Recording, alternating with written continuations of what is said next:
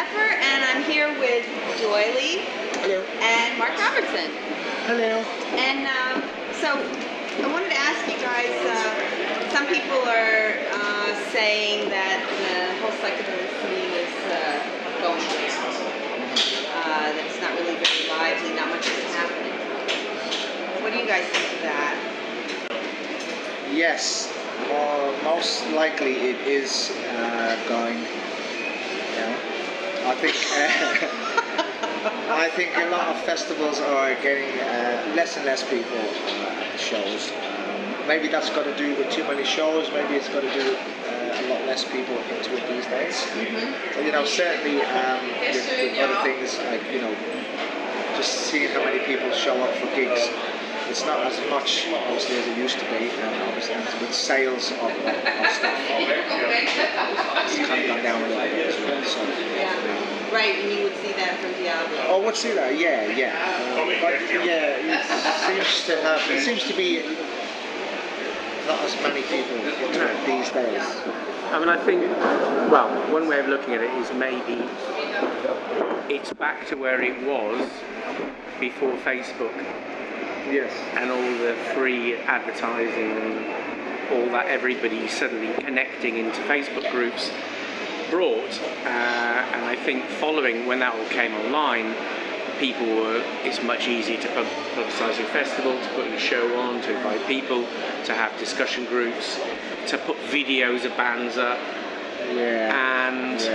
And so on the back of that, the festivals got bigger, more people went to them, there were more festivals, and then you hit a point where the same people are going to the same festivals, maybe, travelling around. Saturation point. They reach a saturation point, and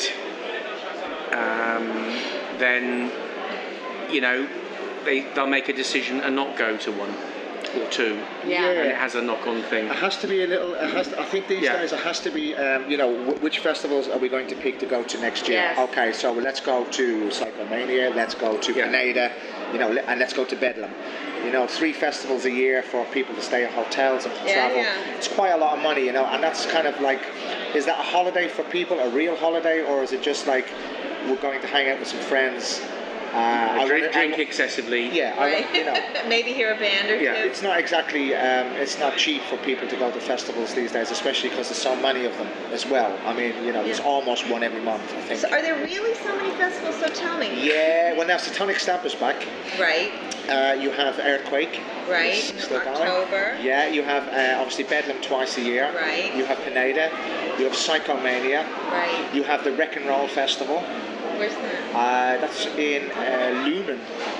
Oh. You know this one? No, I don't know that one. I do. You've got Moonshine Madness.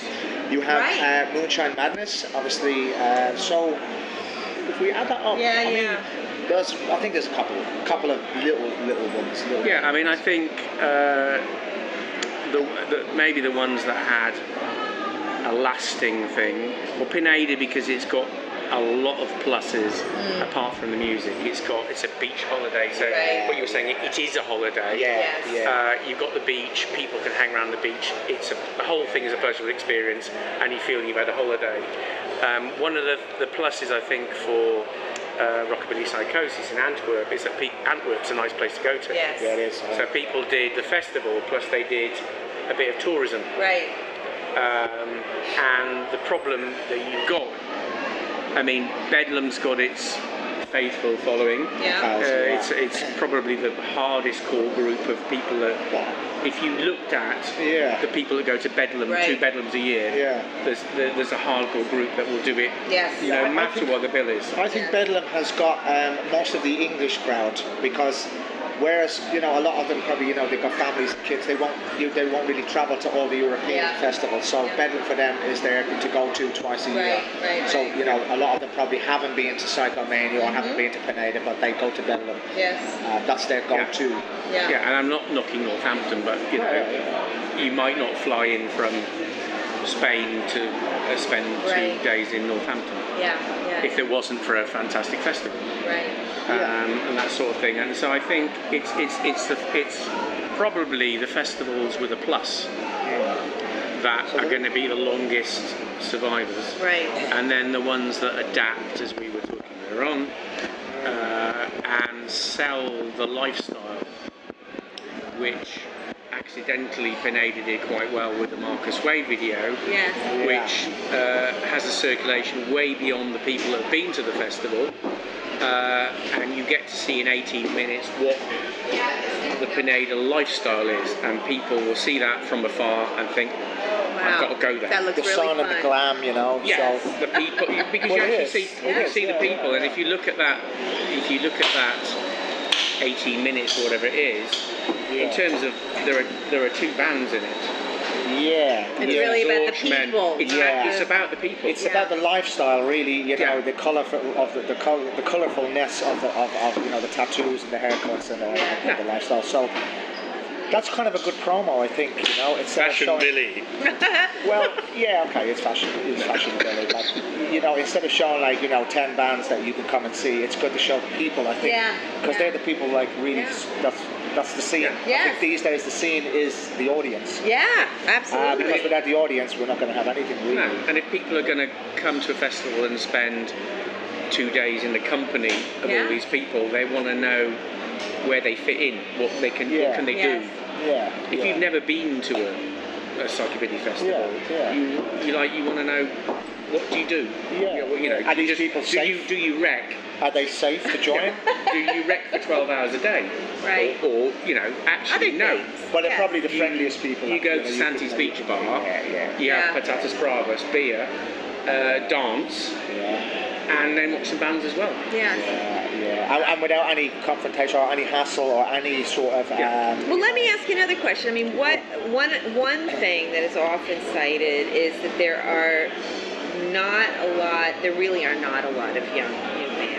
There are some, and some notable ones, and some good ones. You know, Retarded Rats, that's Diabats, others, Test Pilots. But it's a sort of generational thing. Well, I could say one thing, but maybe there might be another answer to it. I think it's a scene that's led by the older generation of bands. The promoters need the big bands, the Bats and Demented, and Ricochets. They need them big bands for the crowd, for that sort of particular people to turn up, the oldies to turn up. Taking a chance on putting a festival on with 20 new bands. I think some people are just going to go, well, I don't really know who they are, so I'm not going to go.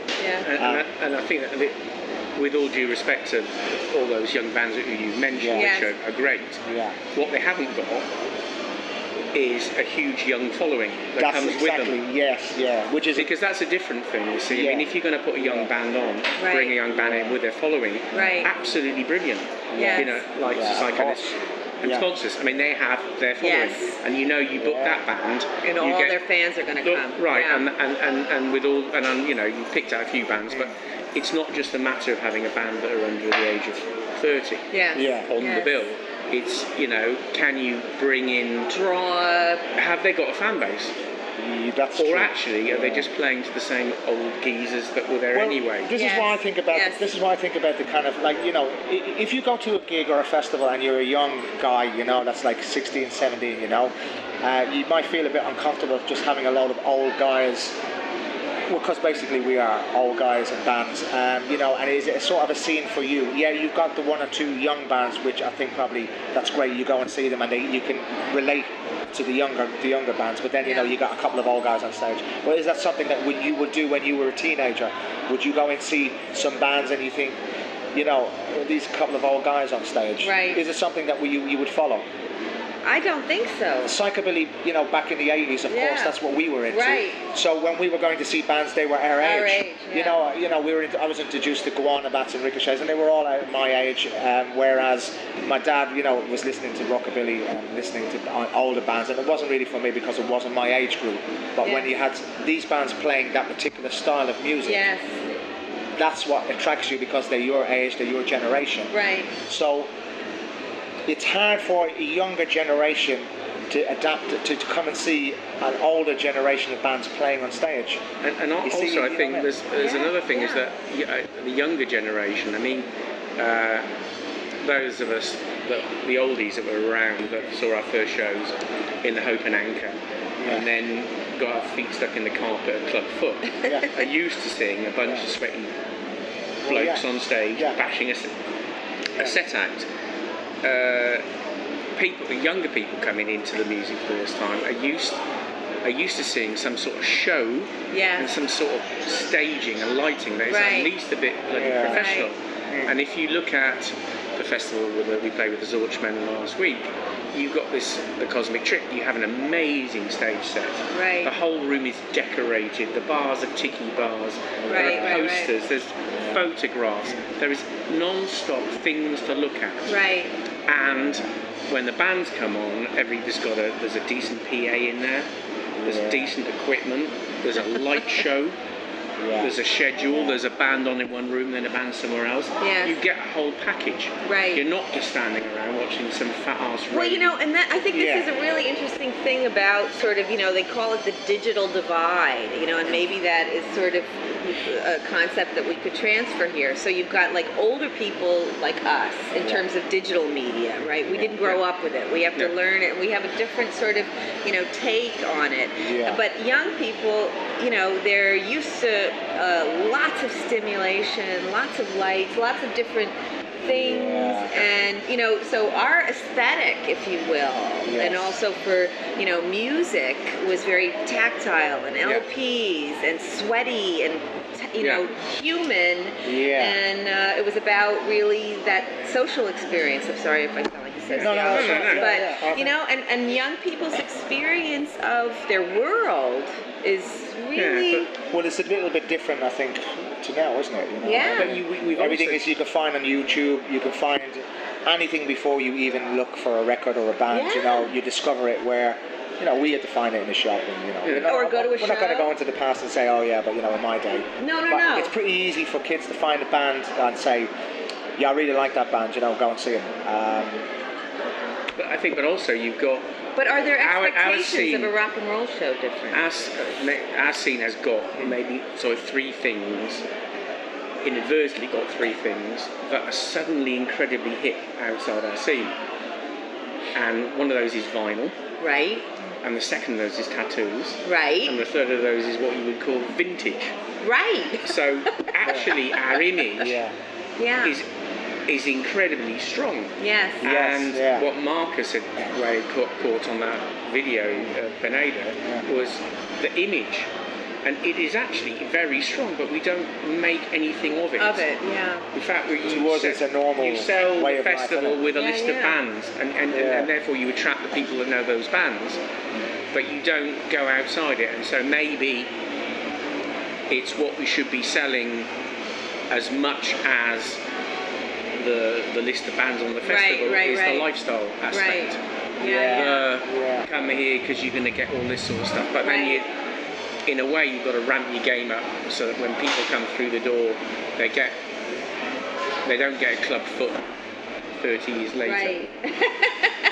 But don't forget, Johnny, you're asking two old guys these questions. I mean, we need is a couple of young guys also, and see what their take on it. I'll ask them later. Or girls, of course. Or girls, but you're right. I think it's a scene that if you got like a bunch, like 20 people show up, all sort of, 18 to 25, are they going to hang out with a couple of old guy bands? Are they going to go hang out with a couple of young guy bands? Well, but of course, psychobilly has this kind of, hierarchy and this sort of legend thing, the Club Foot, and where it began. And so the question then is the scene sort of, or promoters, or the scene, let's say, all of us, are we relying too much on I that think so. Club Foot? I think a little bit. I honestly think it's a little bit, if you think about, when bands, Club Foot 80s, their influences were all sort of 50s rockabilly stuff. Right. Now, psychobilly has become retro. Psychobilly started in the 80s. Yeah. So, it's already 30 years old. Yeah. But also, I mean, with Club Foot you had the Stingrays, you had the milkshakes there, you had the vibes there. Which is a completely mixed. Yeah, and now that to me was the golden age of what I I would call psychobilly stroke garage. It's a thread that runs through the Cramps, Yes. through psychobilly, Yes. through to those sort of bands, and that to me was the most interesting thing. Yeah. And there was a moment when that all gelled together, and people were into all of that. And then, discovering the sound of Demented or Go, you know, the voice, discovering that. I think these days there's not much people coming up with some original, it's not easy, but it's not much coming up with much original ideas, you know. Everybody wants to be this, we're old school band, you know. Why be an old school band? Why don't you come up with something a little bit more original? Why try to copy something from the Cluffer, you know? I mean, I've got nothing against bands that do the 3-piece stand-up with the drum kit, you know, but, you know, it's been done and it's been done, it's been done. Why doesn't somebody come up with something that's going to be completely original? You know, like I said, Demented had an original sound, Torment had an original sound. Well, I would say, for example, Retarded Rats, you know, they're really moving in a garagey, they're doing a lot of surf sounds. Yeah, but didn't they start, I mean, you know, as a sort of a copying the old school style, but, you know, they all I think everybody needs to have their own style. Yes. but it's also, I mean, the audience is more open to other types of music. Yes. Why isn't there any more garage than bands? people think. I mean, Nobody has garages anymore. Tell me. we were the last Pineda. We were there. Susie, Mrs. popped her head in because we were outside talking to somebody, and King Salami was playing. And I said, just have a look, see how's it going down. She said, oh, it's terrible. We're all sitting down, but they were all sitting down because he'd asked them to sit down. Oh. And that was an amazing show that people loved. Yeah. And they sold every single record and piece of merchandise they brought with them. Yeah, they were a really good band. And that's not what you think would go down on the psychobilly festival. So maybe a little eclecticism. yeah. Well, I think it's you've got. I think you've got various battles to win. One is to keep the people that are faithful to the festivals coming back by giving them something extra. Yeah. And the next stage is to get people to come in that haven't already been in by giving them something that's going to interest them. Right. And a sort of an idea of what they're getting themselves into. Right. You know, they might just. I mean, do you think that mixing up a scene would work? Scenes, sorry. You know? It's tough. I was just thinking about that. You know, I mean, I don't think it did work years ago. Was the punk and psychobilly sort of scene, but I don't really think the punk and psychobilly scene would mix very well now. I think around the 90s. Yeah. Well, if it's a psychobilly festival, psychobillies go to it to hear psychobilly bands. Yes. For the most part. Yeah. I mean, you've got obviously in Pineda has a Saturday night crowd which is largely Spanish. Right. Well, he's boosted by the Spanish people, so they need somebody on. But again, like you said, they've got the beach, they've got all this other. Yeah. And they bring in bands like the Toy Dolls. Yeah. You know, they bring in bands like the Sonics. You know, so they bring in. But I know.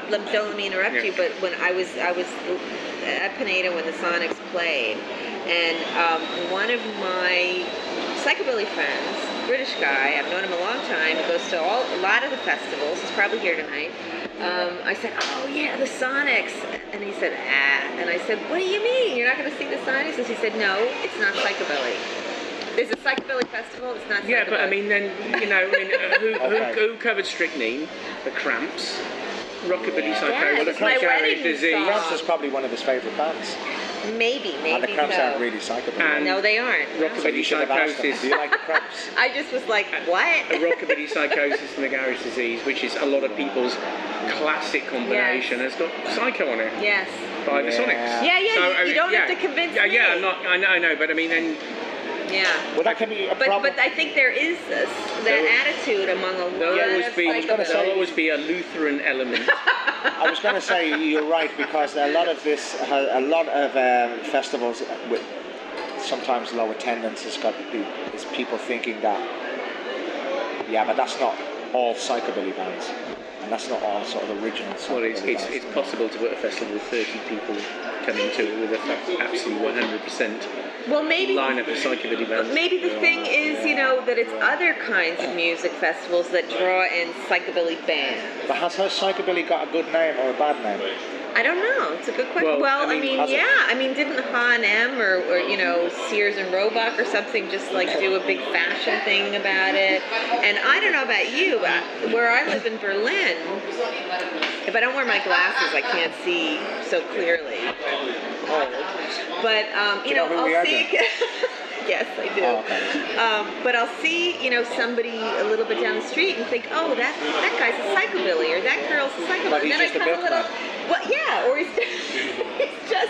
he's not. You know, He's he just has like, kind of a quiff, or. Ah, okay. You know So what I you're mean? talking about people that got quiffs that really don't know anything about what psychobilly Yeah. is. Well, there was a bloke at the airport. We were just Yeah. from Berlin Tegel Airport. So he had a quiff, a great quiff, really good quiff. He had a sort of a rather cheap leather jacket with a bit of leopard skin on the back. Well, that was a thin Bloodsucker Liz- Zombies, wasn't it? a thin Lizzie t-shirt. Oh. And a pair of sandals. Oh, wow. So I mean, Maybe he thought it was a Jesus convention. so that's mixing up a bit. Yeah. Yeah, but I know what you're saying, Johnny. But You know, the- everybody, some people, well, people with quiffs and people with tattoos, not Yeah. necessarily know anything about the music. Another issue, though, is that there are very few bands like Batmobile that can actually go on stage at a rock festival in front of 12,000 Yes. people Yes. and win them over. Yeah. Yeah. Right? Now the problem with the scene is there aren't enough bands that are as professional as that. Well, see, that's And very that can true. actually get out of their comfort zone Yeah. and have got the musicianship. And then that's not knocking all the bands on. Right, Yeah. they've got the bollocks Yeah. to get out of the scene Yes. and go and play to other people, because surprise, surprise, if you play a rock festival with 12,000 people and people see Batmobile, they might actually come to a psychobilly festival with Batmobile. To see them and go, again, yeah. Well, that's Yeah. very Why do you true. have to segregate everything? Why does everything have to be? Right. Yeah. It's But almost again, you're if you have a frightened. psychobilly festival and you have non-psychobilly bands, Yeah. you're going to have perhaps people But you who might say, have non-psychobilly people coming come. to it. Yeah. well, you know, I noticed that a couple of years ago when the Midnighters played here. Oh, yeah. They're not really a psychobilly. They're neo-rockabilly. They're neo-rockabilly, and there were people I'd never seen before. That was only last year. No. 2 years ago. I was more. here with the Dead Kings. Was it? Was it Because 3? I remember Mr. Mark Beard. Yeah. It was, Basically. no, it was more than that. Maybe 3 or 4 years ago, wasn't it? Johnny, don't make me feel old. It was actually about 5 minutes ago. They were just Right. It was yesterday. Yeah. But you know, that there were people that I'd never seen before. Really? And and who were, you know. Now, is that because you didn't have your glasses on again, or is it because that you thought? Yeah. Yeah, that's probably. I mean, right. I mean, I know think- everybody. Yeah. I mean, You know what I'm But saying? that's When I see but that is somebody, one thing about the scene. It's a scene now where you almost know every single person, Yes. no matter where it is. Well, except for Pineda, where you know almost everybody, of them. and there's always like a group of people that you've never seen before, which Yes. is great. Yes. Which is Yes. great. But almost every festival, that's why it's a family thing. You know, Yes. you know he's going to be or she's going to be, or they're going to be there. And we love that. Yeah. Yes, but in 20 Yeah. years' time, those people won't be there. Right. Well, yeah, And so yeah. that's the issue, isn't it? Yeah. So it is. is it time to give like the smaller bands a chance to become headlining acts? Well, that's a really To give them a important chance. question. So when people come to shows, the younger people, like, you know, they come to see that particular headlining band, and just to give them a chance. I know maybe it's a weird thing for promoters to do because they haven't done their time on the scene, and you know, it's one of those things. Yeah, but they haven't been around as long as this band, and they don't have. But you know, is it time to give them a chance? As long as, I think maybe what about out of 3 days that you give one band the chance to become like a headliner after the headline band? Yeah. So the headline band Yeah, plays, yeah. and then you put the band on after Yeah, as a that's a sort of an great idea. after show band. But in a way, they've got to be ready for it. Because a lot of people miss They've a lot got- of people yeah. miss out on the first 2 or 3 bands because it's like, well, you know, oh, we go down later because we are only here to see blah blah Band, blah. yeah. We're only here to see this band. We're only here to see that band. Right. Oh, you missed the first band. They were great. Well, who are they? You know. Yeah. I mean, there are bands like the Neurotics that could quite And the easily Test go, and the Test pilots that could quite easily go, Am I missing the Test Pilots? could go Yes. Or what about not? higher up the bill because musically they've got it. Musically, Yes. they're fantastic. Now yeah, the yeah. next point comes down to is the whole thing about stagecraft and putting a show on, Right. and because people want a show, But it's a very tough they scene. want the headline band to put a show on. It's a very Right, tough scene for right. any band to make it anywhere now becoming a new band.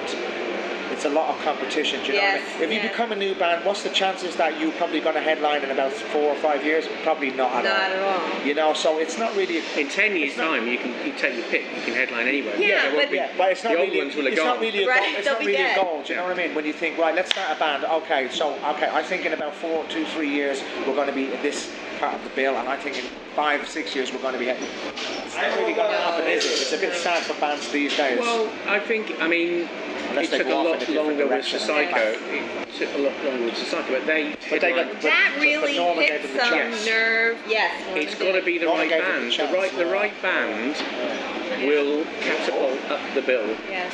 Yeah. if they've got a following. If they've got a following, and it's some way the way that the Meteors did as well. Yeah. In the early days, you catapult the bill because people can't overlook the fact you're bringing 250 people in, Yes. and they've all come to see you. You've got to put them on their head. But you know what? As an outside band, if you brought So- 250 people like that never been to a psychobilly festival, and you were Right. sort of a newish band, Yeah. that would help a hell of a lot, wouldn't it? It would, So instead of like indeed. 700 people, you've got 950, which is pretty good. Yes. Yes. You could write your own ticket. Yeah. But You can ask for a backstage. is that what happened with the Meteors? Like, did you sort of? Well, start- it basically became, the small pub shows, and it happened very quickly that within 6 months we sold the marquee out in 20 minutes, and then John Curd would put you on the bill, but you'd be third on the bill, and then you were second on the bill. Because you would bring in 500 people, Yeah. and you have to be second on the bill if you bring 500 people. Yes. Yes. So nobody's knocking at the door Yeah. in the same way. Is hungry enough Yeah. to say what we're going to do is go out there, build our fan base, and bring them in. But how do young bands do that when It should be easier now. the bar scene and sort of playing small venues? I mean, is really difficult. Yes, To and get- to actually tour, Yeah. Is- it but is- possible. then Yeah. you can't do As a we Monday, well a know. Tuesday, or No. a Wednesday. but you need to in a then cycle. talk to. Scott is playing in Skinny Lister, Exactly. Right. which is sort of English folky band, who are massive now. I mean, why would I say massive? Not, but they're doing well. Well, yeah, they're- yeah. I mean, they're playing selling. to- Yeah, I mean, opening up for like Dropkick Murphys. Yeah. And stuff, Oh, wow. Yeah. To like 10,000 And people. how do they do it? It's a lot of hard work. It's using social media. Yeah. It's connecting with the fans. It's Right. selling merchandising, getting themselves to the stage where they become self-sufficient. Yes. You know, What about the Graveyard Johnnies? Now that's an example of a band that works right. like That's true. asses off. That's very true. Support spots. Yeah. Go and support They're a supporting non-conventional. some big Yes, band. yeah. Some big band now. I don't know. Yeah. On Young tour bands. with some Yeah, Graveyard yeah, Johnnies. yeah, I can't remember the name yeah. of the band. Well, So that's your old band. Well, yeah, I was the first person to bring them to the continent. No, but that was your old band. Which one? Graveyard Johnnies. Yeah, but I mean, how many You know. how many young psychobilly bands go on tour with another Yeah. artist? Well, that's true. Yeah. Yeah, I mean, Yeah. I think that's the way forward. I think as a, Zipheads. Yeah. if you can get on with, They're also a hard-working Yeah, yeah. band. yeah, they are. Yeah. You know, and they're young guys, And that's the way you build your following. And they can move back and forth Yeah. at the Psycho Festival when needed. Yeah. But They don't have to rely on just playing only the Psychobilly Psychobilly, Festival. Yeah. yes. They can hop onto a Yes. couple of bands' tours. They can do these odd boomtown festivals. Yeah. And blah blah Yeah, blah. so you've answered your own question. Yeah. If you're a young band and you want to get into this, Don't back play into the Psychobilly scene, festivals. build your own following up outside the scene. And then come and play a couple of Psycho shows and bring that Yeah, bring those 250 people in. people with you. And then there's that money talks and bullshit walks, Right. as they say. So what's the answer to a dying scene? I don't know. We just solved it, basically. We'd like 10%. 20% 20% of all the each. royalties. We can actually make the festivals a lot bigger if we take 20% of each of the festivals and give it to Johnny for her PhD.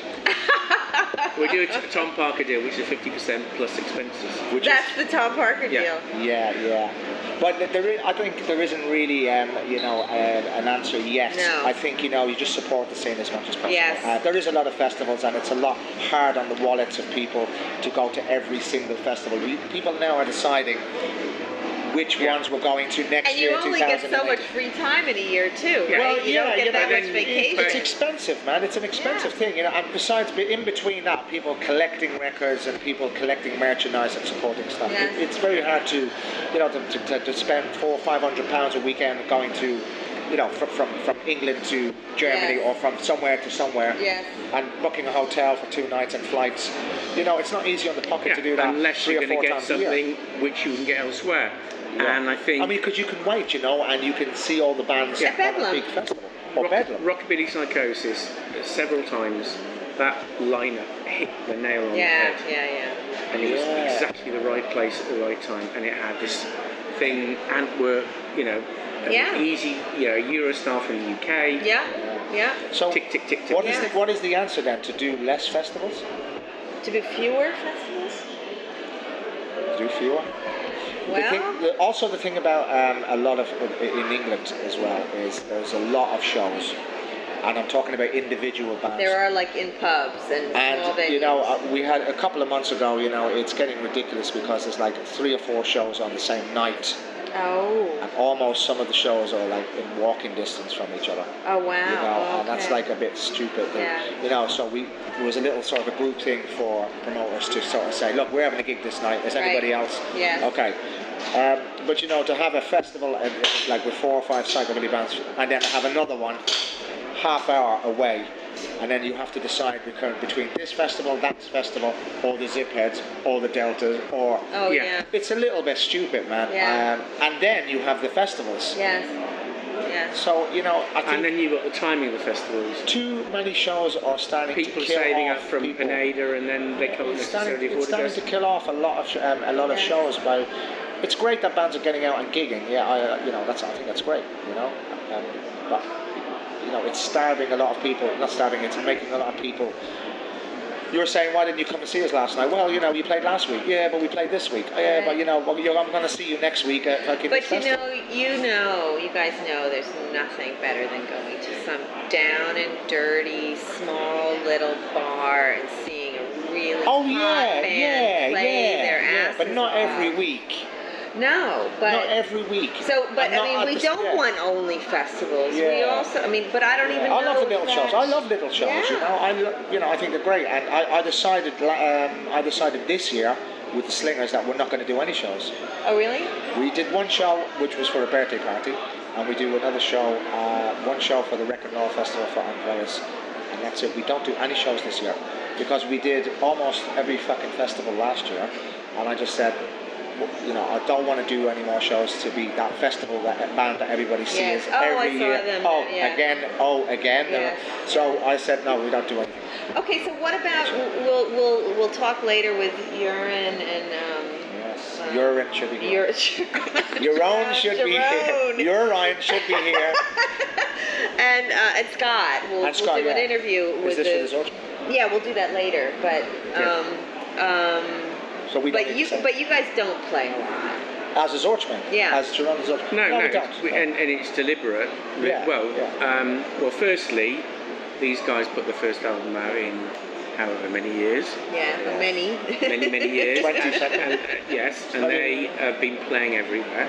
Yeah. They've been promoting themselves. Obviously, they don't need to do much promotion. They're Batmobile. They're the biggest band on the scene. Yeah. But they're playing to promote their album. Yeah. Which is good. Yeah. And Scotty Boy's busy with Skinny Scott's very, very busy. Yeah. And me and Mark are doing absolutely fuck all. Yeah. No, the point is nobody wants to do anything. No. I'm sure that's. I think the point is that it should be a special. Yeah. Occasion to see the Zorchmen. Yeah. And probably next year we may do less.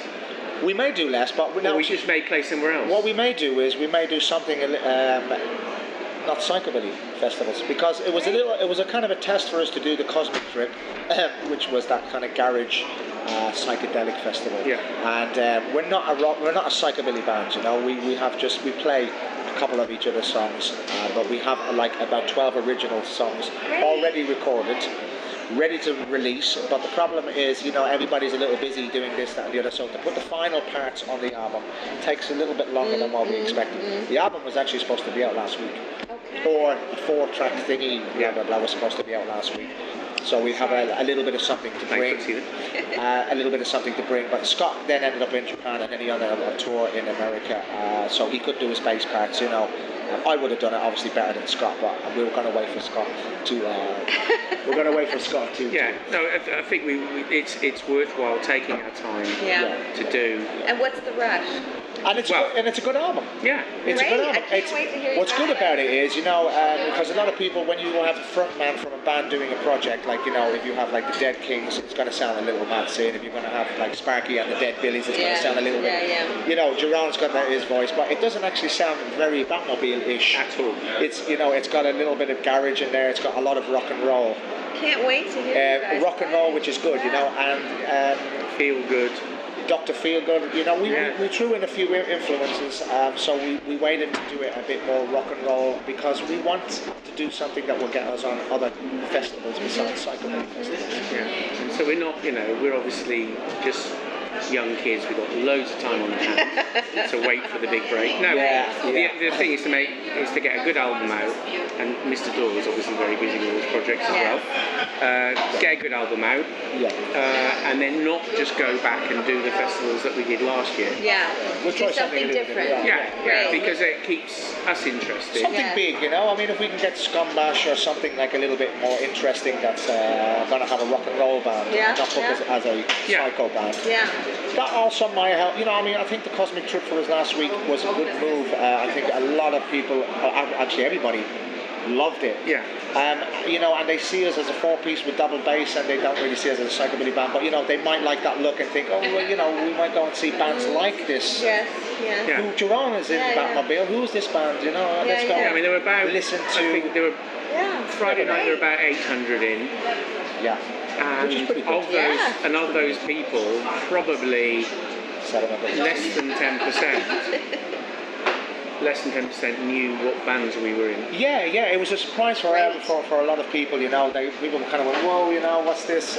But you know, from the first song, the whole set. Well, that's really kind of what you guys were talking accepted. about this whole time. Is sort of, you know, breaking down these barriers. Exactly. You know, it's the barrier thing, and I mean, you know, a lot of them Cosmic Trip guys might, like I just said, you know, might just say, "Oh, his band he's in another band, and you know, that could entice them to come to a couple of these sort of festivals. They may come to see us as the Zorchmen, but they might check out a lot of the other bands. And that's normally what happens when you go to a festival. You know, we go to see a couple of bands, we checked out a couple of bands. Maybe if they're playing somewhere, we might go and see that particular band, you know. Johnny, you made me miss the test part. I'm so sorry, but I want to thank you both for You're welcome, Johnny. Doyle and Mark. How you could put up with us waffling on for the last 45 minutes is beyond see what me. Billy makes of it. Billy, just cut it down into 2 bits. Psychobilly. Thank you, gentlemen. Thank you, Johnny. And Billy, if you film the test pilots, can Doyle have a look at them? I'm sorry I made them miss the test pilots. Well, actually, you can cut this bit now and say, oh, the test pilots are on now. Now, let's hurry up. I'm just going to go and see them. Thank you. Yes.